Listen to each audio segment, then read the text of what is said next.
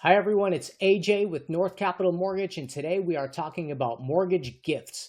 There are two types of gifts in mortgage financing which you can utilize to help you acquire real estate.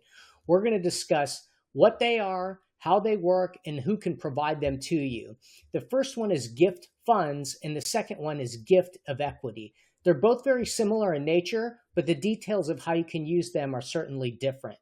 And before we proceed and look into both of these, I'm going to ask that if you find this video of interest, please send a like or follow the channel. It would certainly help.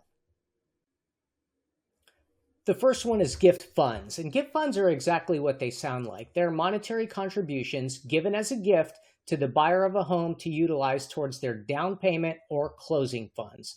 Certain loans require that the borrower have reserves in their account after the closing of the transaction. These gift funds cannot be utilized for reserves, only for down payment or closing funds. And the person who is allowed to give the gift must be generally an immediate family member who is blood related. There are certain scenarios where someone such as a fiance may be able to provide these gift funds, but distant relatives or a real estate agent or the seller of the property are not allowed to provide these gift funds. When utilizing gift funds, the bank is going to require that you provide certain documentation. They may require proof that the funds came from the donor of the gift, and they may require documentation trail to make that justification. Additionally, they have to provide a gift letter, and in that gift letter, they must advise that there's no requirement of repayment. It's not a loan, it's truly a gift. They need to write what the gift is for and how much they are giving. The second one is similar, but a little bit different. It is a gift of equity. And this is where a family member sells a property to perhaps their child or to a relative below market value. And the difference is a gift. For example, if a parent is selling their property, which has a market value of $500,000 to their child for the amount of $400,000, that variance of 20% or $100,000 will be considered that gift of equity. It's going to be used for down payment only. And again, okay to receive only from an immediate family member and definitely not from an extended family member or from someone who is a distant relation. It must be a true gift, no recourse. They cannot request repayment of that gift of equity.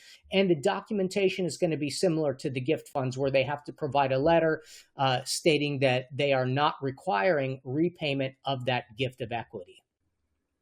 Both of these options are excellent strategies to help you in acquiring real estate, especially if you have family members who are able to act as donors. However, there are certain limitations that come into play with these strategies. And the first one is that on certain transactions, the buyer may be required to come in with at least 5% of their own funds.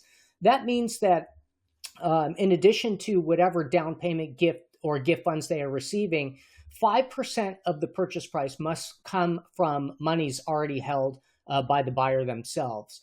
And this comes into play not necessarily on traditional conventional owner-occupied loans, but on 2 to 4 unit properties. Many times we will see this from certain lenders, and on alternative loans, lenders may require 5% of your own funds, so definitely something to be aware of. Also, possible LTV limitations. What that means is LTV is loan to value.